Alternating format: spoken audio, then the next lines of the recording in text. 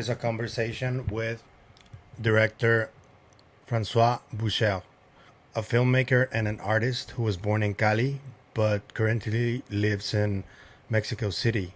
He did a kind of a documentary, but you will see that he doesn't view it as such, called The Man Who Disappeared, whom I did a video about a few weeks ago about Dr. Jacobo Grinberg and his disappearance and how he tied it to shamanism and the Maya culture. So I hope you like this conversation.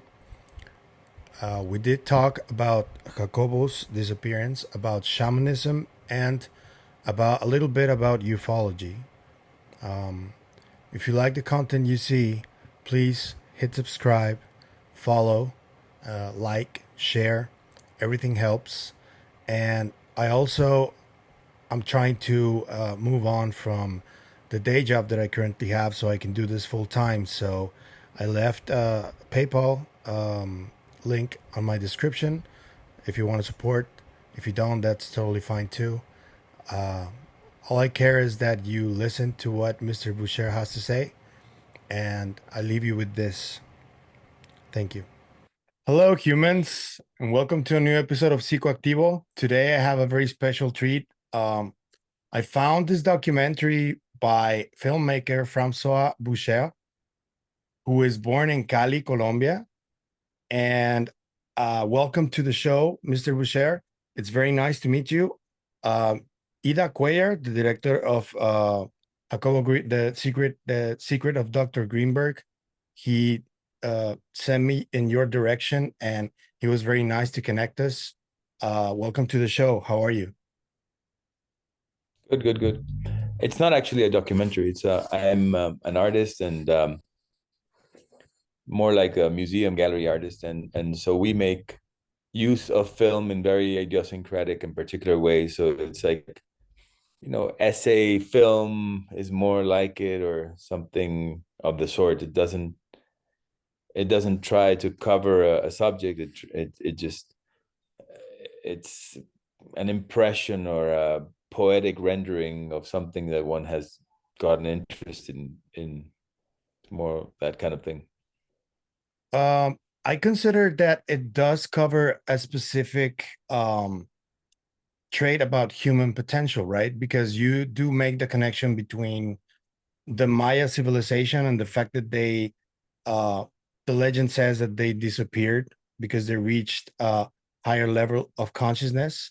And you make that connection of the Maya and what probably or possibly could have happened to Dr. Greenberg. Is that a correct assumption or conception? Well, the way I work is I notice possibilities. I notice that my mind can entertain a certain possibility. So I go around it, and I try to think about it. And in this case, since I had people who had been close to Jacobo and who, you know, could speak eloquently to his disappearance, amongst them this woman that you're referencing, who is actually the director of the Ericksonian therapy institute in Mexico, semi-hypnosis therapy that is pretty widespread in the world. And she's a very special woman. And she was acquainted, I don't know if you could say friends with Jacobo. I know her through my mother, actually, because they were together. I knew later that they were together in a conference in Mérida, in Yucatan, in the last year of Jacobo. And one time, speaking with my mother, I realized that she had been around him in that conference, which was about science and consciousness. And Teresa had introduced Jacobo to my mother, and I was really into the subject of Jacobo at this time. So I decided to interview her in her place in Mexico City, and she was the one who came up with this idea, no? Being somebody who had also transited through the field of archaeology, she was saying, well, there's something really pretty mysterious about how the whole Mayan elite was their physical appearance was gone in from 1 second to the next, not because of a war, not because of this, not because of that, not because they fled. It's just something that had this kind of same quality of the mystery around Jacobo's disappearance. If you were to believe that his disappearance was something of the esoteric dimension, which is one of the many hypotheses. When I made that small, essay film, I was, you know, aiming at that one, aiming at the one where people were like giving voice to the people that could imagine that somebody could go through a portal, through a time-space portal, and enter into another field of consciousness where vibration is not the same and you're not visible, something like that. I was giving, let's say, credence or space to that argument. And so I was playing with, forms that appear and disappear in the water. Like, it's very poetic. It's like thinking, how can somebody all of a sudden be in another form that is not visible in the 3D dimension? That's I was interesting more you open say to that. that. It's interesting you say that because when I was speaking to Ida, he kept telling me that he believed that Dr. Greenberg was a portal, not that he went through one, that he was a portal. Uh, what do you think, or what do you imagine happened to him uh, after everything you did, the interviews and this piece of film? Um, where do you land on what could have happened to him? It's different according to my, if you ask, if you were to have asked me this some years ago in a very esoteric phase of mine, I would have probably been able to spin something um, around the idea of people, reaching higher dimensions, even as an incarnated being, and passing portals, etc. It's clear that he is a portal himself, and his story is a portal, because the way you interpret it speaks more about you than about him, probably, in the sense that, as I'm saying, if you would have asked me then, I would have been much more amenable to that kind of reality that is um, the more and intangible and mysterious, and realities where you really are conscious of the fact that a certain frequency is not perceivable in a certain state of mind, and another one is, etc. If you ask me now, and Yeah, I'm being that's my job is, I kind of scan myself today, and I'd say probably not as mysterious as that, as my essay film would entice you to imagine, or to allow in your mind. Probably not as mysterious as that.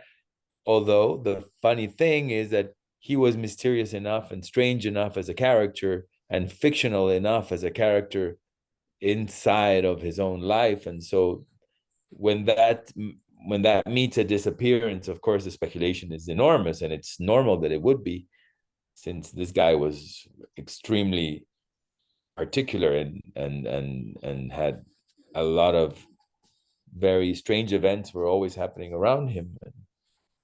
So the funny thing is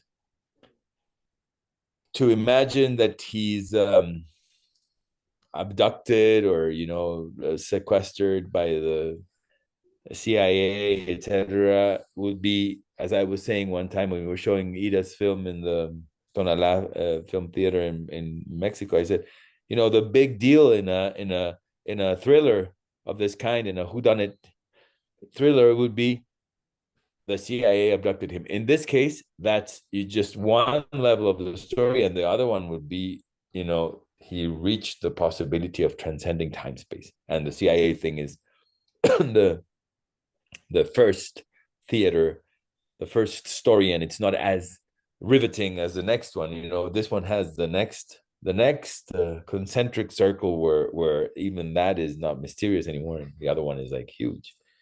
would he have transcended time space? That's a big one. So it gets really weird because I've been investigating this since 2021, and I don't know if it was synchronicities or what, but this road has taken me to speak to people that I really didn't imagine I would be speaking to, such as, for example, yourself or Ida Cuéllar, or people from the intelligence community in the United States. And in the documentary Ida did, he showed two pictures where he appears in two conventions about consciousness, one in Spain and the other one in Costa Rica.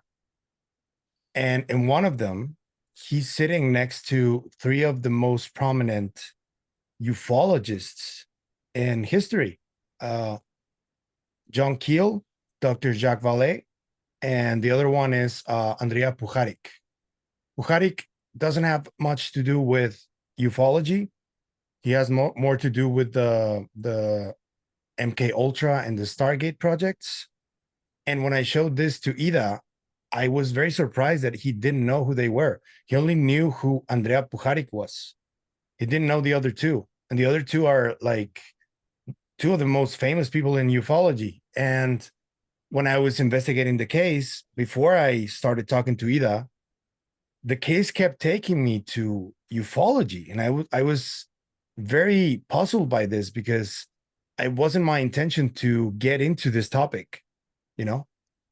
So I want to ask you, what do you think about everything that's happening right now in terms of uh, this ufology and the disclosure effort? And do you think it may be possible that we're not alone? Do you have a more mundane opinion on it, or I would like to hear your opinion on this? In that case, if you were to ask me that question after all these years of eventually looking into it and then leaving it and then going back and looking into that theme, I would never have a doubt that they that we are visited, or that we live with, rather, we live with a lot of other races. And I mean, I even had very specific dreams about these things at some point in my life, and I was very connected with that. So yeah, I would not be the kind of person to say that it's. I think the giggle effect that they created in the 50s was very effective. You know, Yeah. and it's like a psychological machine that makes you always kind of leave it aside. It's very interesting that there's so much proof, and that proof goes into discussions in the American Congress, and that they have no idea what these pilots saw, and that there is really no clue about these kind of technologies, and then the amount of direct witnesses. There, I mean, I've not had an encounter myself. That's that I can say. I I've had a lot of firsthand accounts that have come to me, and I've, you know, seen sometimes something that could be of that, but I've never had a big one, a big encounter. So, but I still would say, if I had to be like pressed, I would always say, of course, that we live with these other consciousnesses or whatever that probably exist in different, yeah, frequencies, dimensions, and then therefore they are next to us but not visible. Okay. I could Yeah, tell me. do that. Okay. Okay, that's all I'm gonna ask you about ufology, because I am more interested, first of all, in your background. It's extensive, so I would like it if you could share with us your background, the way you wanna expose it and explain it. And then I'm gonna start asking you questions about human potential and the story of Pachita.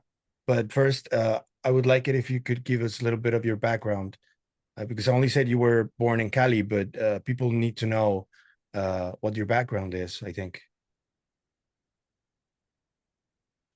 Yeah, well, I'm born in Cali, studied art and literature in Bogota, and then left film studies in Chicago, New York, Whitney, the elite art world thing I did, and biennials, all that kind of thing. And then I all of a sudden started getting less interested in that.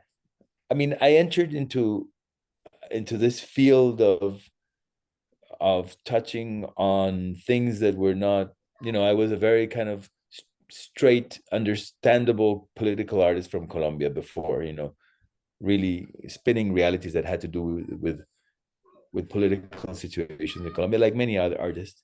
And more or less in 2008, I had a very big switch, which had to do with starting a program of learning with a taita in Putumayo in the people who serve the brew ayahuasca yahe in Colombia, and so I grew up, I developed other senses, and I started exploring other dimensions, and I had a really strong shift in my direction in 2008.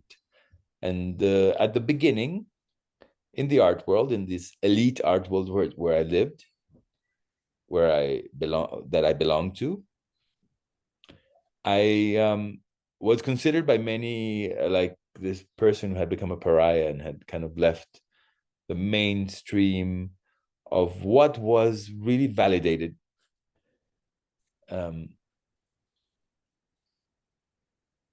in the specifically in Colombia, where I was, I had my certain reputation as an artist and as a conceptual artist.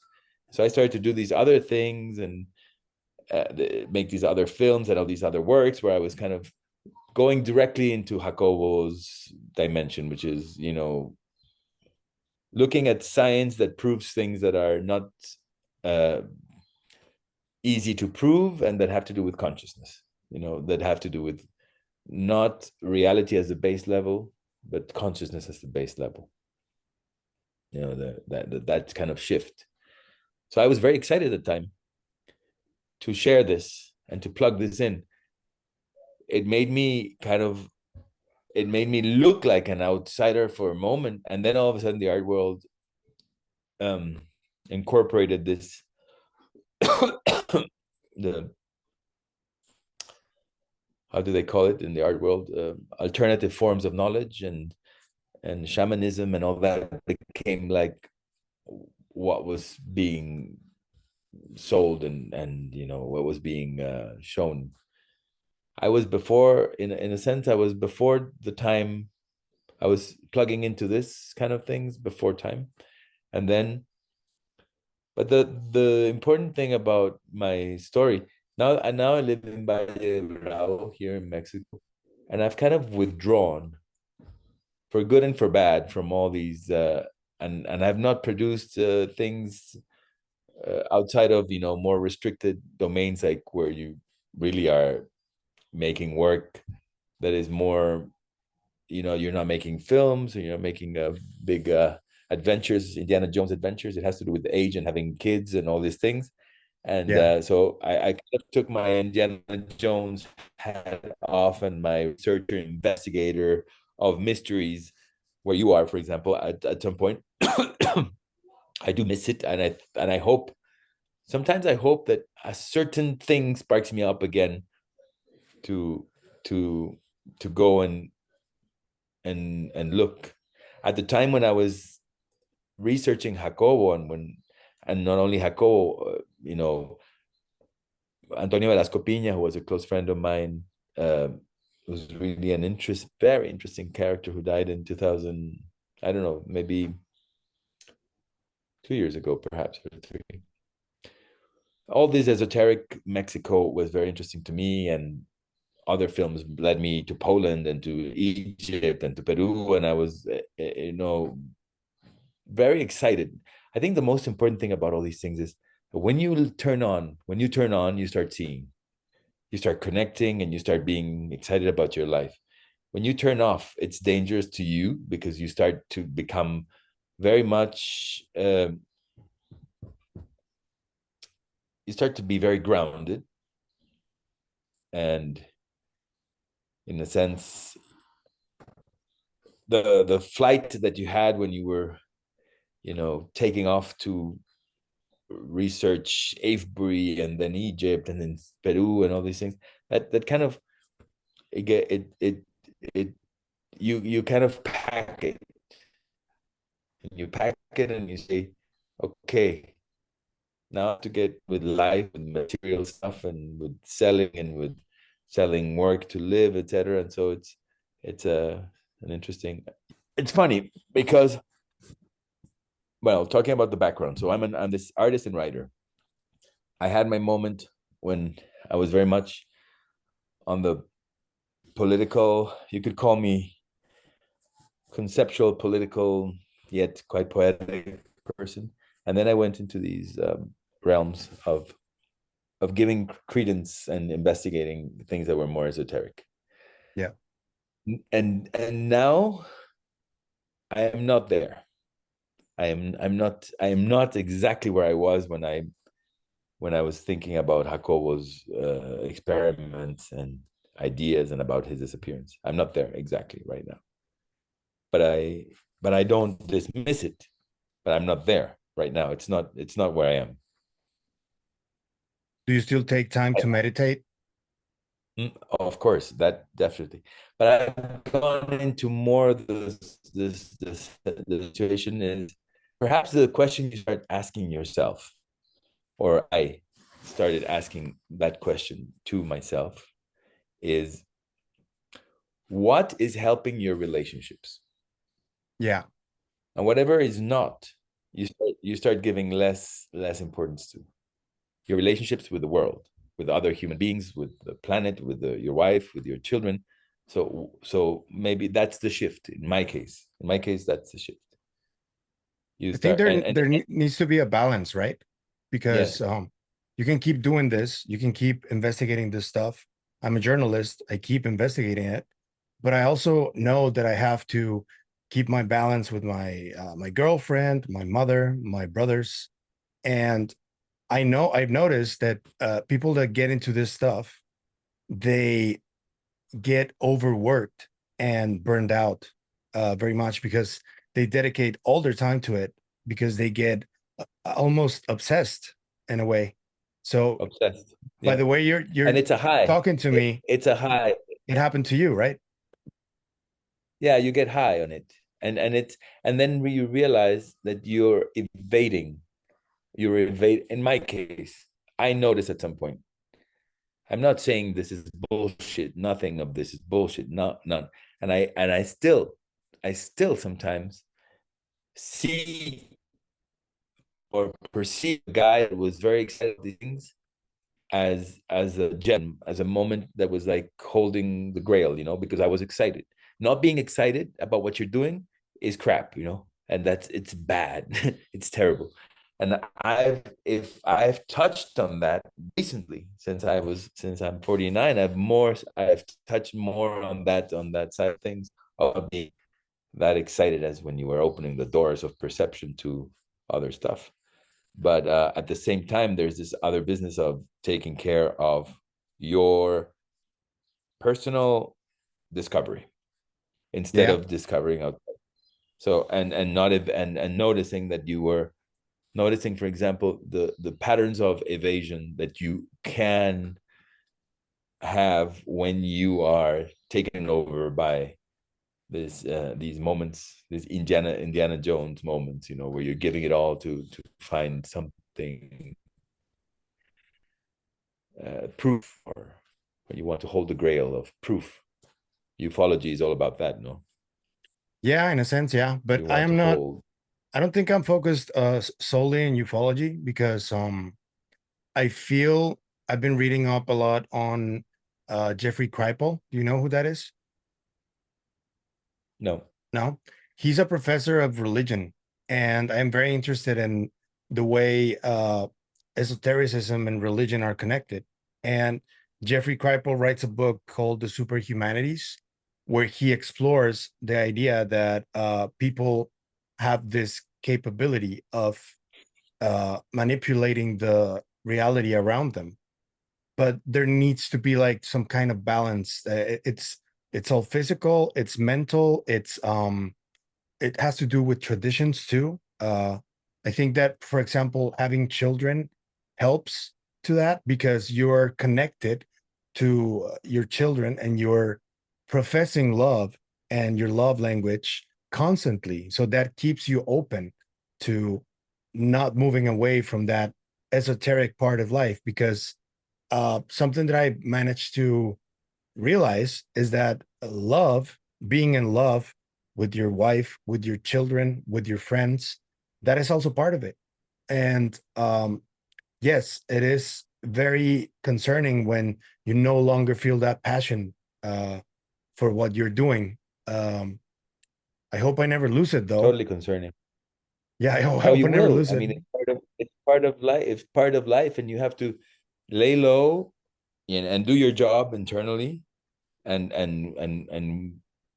wait for the thing that moves you to come and move you, making small moves of your own, but not pressing it too hard, because otherwise it's gonna escape you all the time.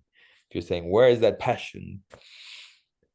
I'm very ambivalent about that moment in my life when I was pursuing things, in this kind of passionate way of pursuing truths that would keep me up at night and researching, versus now where it's more practical.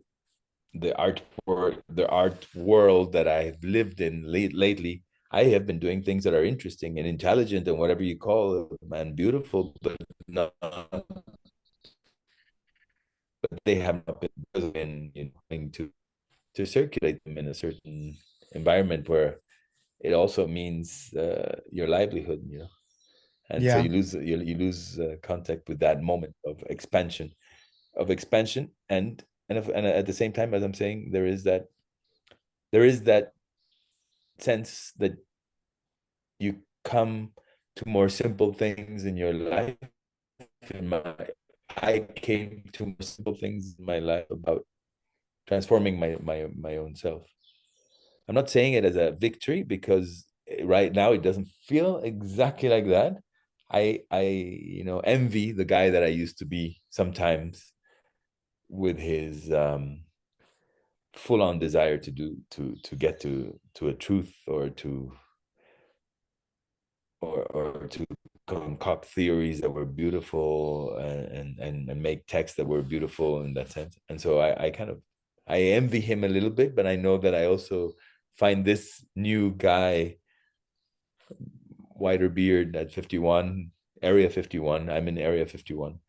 That this new guy is also has something to say. It's a different guy. But I can see the other one, and I give him credit, and I know that this one has credit as well. The only thing that this guy has to recover is the excitement. That shouldn't go. That shouldn't yeah, it go. shouldn't. You're right. Um, Exactly. I wanted to just let you know the information that I gathered in case you want to know about it. Um, Yeah. because I think that it may spark something in you a little bit.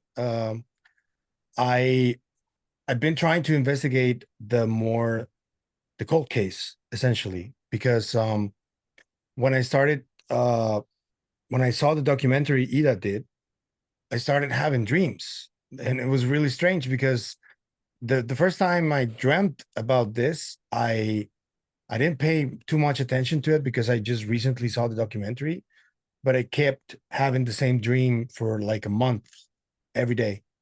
And it was me walking near a clearing, and there was a man ahead of me, and he kept going like this, and I just could see the back of his head, and I just kept walking behind him.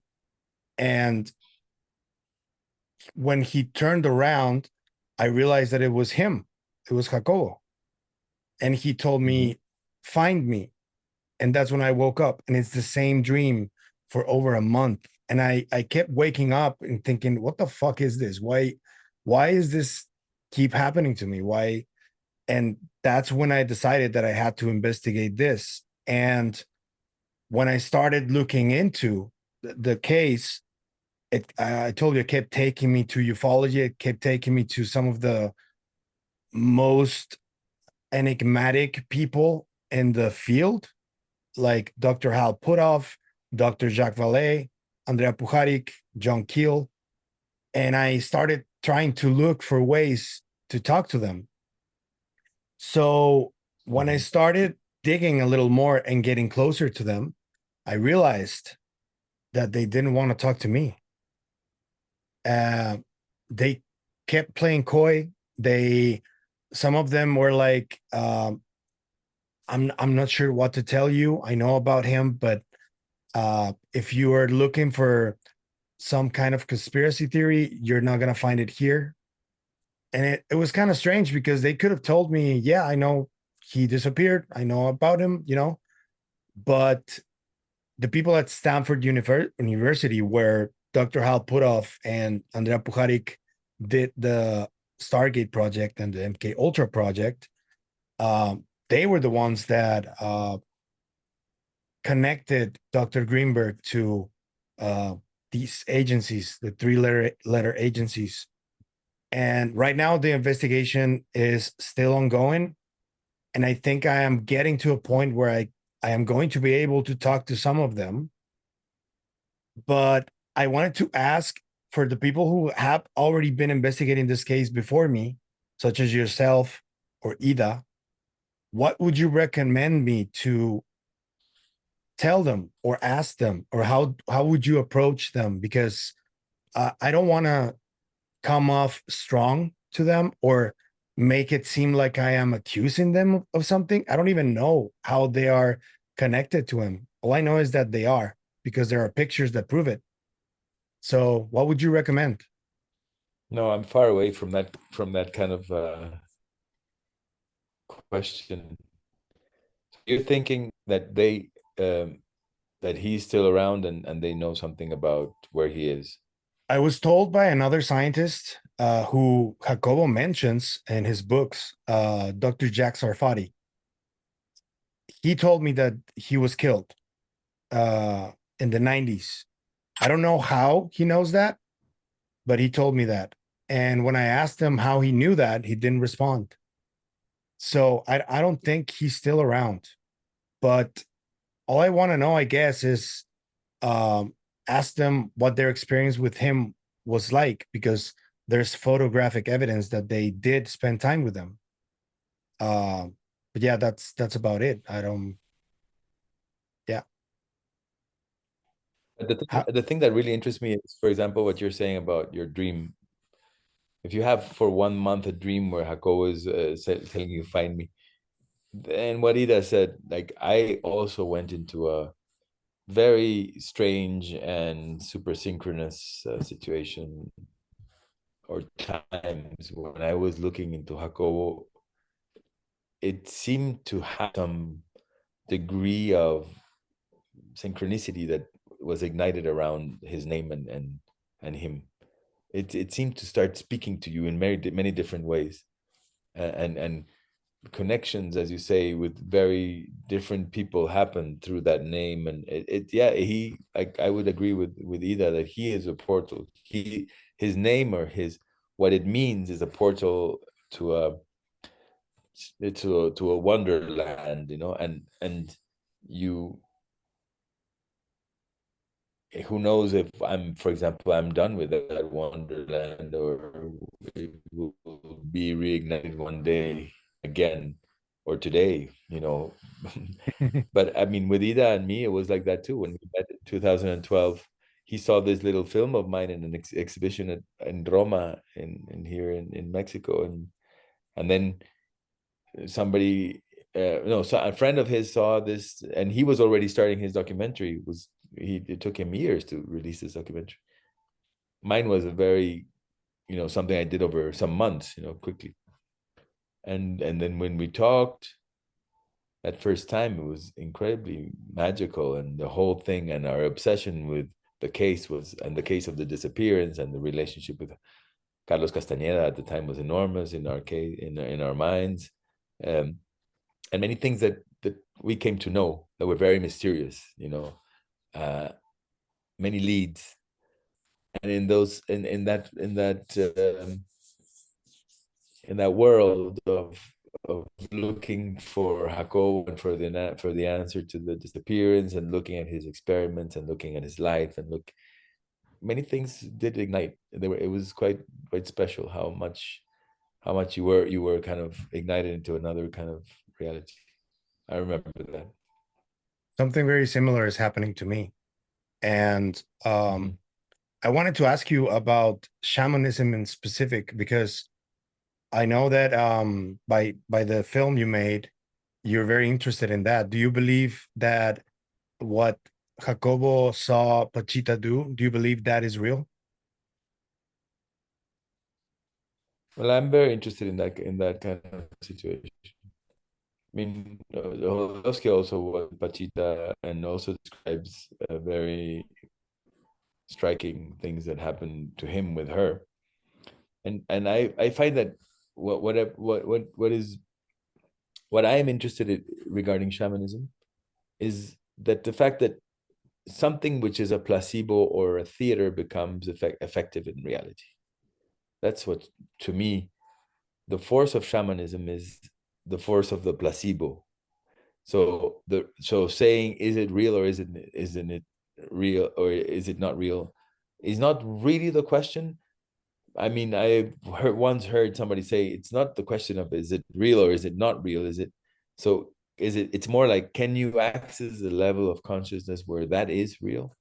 So if you change that question, in a sense, everything changes. And it's a better question. Can you access the level of consciousness where that is real? In a transaction of between a shaman and a patient, when somebody gets healed of something really hardcore like cancer or something like this, it's a it's a sweet spot between the two people who enter the field, and the shaman and the patient, and they are able to mobilize a reality that is malleable, as Jacobo would have said. There's the it's not a fixed reality. So the 3D existence of the tumor that is killing you in 2 months can be undone. I believe in that place. I will always believe in that place. That's the place I will always believe in. That's what is interesting about shamanism, and that's what is interesting also about the relationship of aesthetics and shamanism, of theater and shamanism. It's not, does it happen? Did she really put the hand inside of the body? It's the same as in the operations in the Philippines. Is the bone and the blood might be surface, but bone and blood. The question is, when you mobilize this other frame of reality, a person can self-heal because they have a strong enough image. Their body can self-heal because they have a strong enough image. Okay. So Because that was essentially what made Jacobo create this entergic theory, right? Because he saw that in action, and that's what made him write that book. Um, I am yeah, asking you, he smelled blood. He smelled blood. He felt the heat of the blood. He put the hand inside of the body. In that reality, that happened. If you're going to look at the reality of how big the scar is later, etc., you're gonna say, and you're gonna say, this is not matching. But in the reality where he was in the how do you call it, when there's low light situation, with the whole theater of the thing, Jacob did plunge his hand in there, and as did others, and they did. I mean, I have a friend who witnessed many of the operations also, when as a child, as a teenager, of Enrique, of her son. because in a recent conversation with Alex Gomez Marin, with Ida, Mhm. we spoke together, and I found it very interesting that Ida Cuéllar told me that he was told by Jodorowsky and Fresedo in his writings says that whenever they entered into Pachita's room where she was, they felt like reality became like more liquid, and it was because of her, because of how Yeah, she morphed everything around her, and that they felt it, like physically felt it. And I found that fascinating because uh, over a decade, I I got a lot into psychedelics, and another one of the reasons that I became obsessed, in a sense, with this concept of manipulating reality is because when I was doing a lot of psychedelics, I was experiencing things that I cannot explain to this day. I experienced telepathy with other friends of mine, and we even made tests when we were in that state, and we proved that it happened. We heard each other's voices in our heads, but we never moved our mouths at all. And we also, by just thinking about it, I don't know if we attract it or manifest it. I still don't know how it works. All that I can tell you is that it happened to me. It happened to my friends. Many years after, I asked them, because we live different lives now. We're away from that, and I asked them, like, "Do you remember this? Did this really happen, or were we just high?" And they were like, "Well, we were high, but I remembered that it did happen." So, and it's very like it's the same experience after many years. And I I yeah. guess I'm That's again, looking. the question. Yeah. No, I was saying, that's again the question that Mike would interrupt you and say, don't ask, am I high, or did I have the experience with the mothership? It is precisely in another level of consciousness where you can't encounter the the mothership. So you can't cancel the witnessing, the altered state witnessing, because altered state is where it happens. So Yeah. there is no real, bottom line answer that you could give to a skeptic ever. That's foreclosed in a sense. That's where one loses it. It is something that has to do with that question that I was turning around. Not is it there, but can I access the level of consciousness where it is there? Yeah. Uh, what I wonder is, now that I'm away from the psychedelics and all that, uh, is there a way that I can potentially reach those states again without the use of psychedelics? Is meditation the answer, do you think? Or do you think there may be another way to get into that state again? Mm-hmm. Yeah, that's a question. I have this. I have, in a sense, the same. Yeah. I I am starting to understand a little bit more about that question, and I didn't. But the thing with that question, I think, is that on the way to wanting the same thing you had before, the question also changes, and you start knowing that it is, you'll get less interested in answers and thrilling answers, and you get more interested in self-love, for example. And self-love will make you have to go through some dark areas of that you've hidden away, because those are interrupting your self-love. So you're gonna have to you're gonna have to walk through, not through things. You're gonna have to walk through things. So you're not gonna have these kind of highs, and then a semi-neurotic life where you're kind of tuning in and out of a state of love, and you become. So you're gonna have to go there and visit it. That's my sense of the change in the question. You're gonna have to take seriously this uh, sober walking towards a place.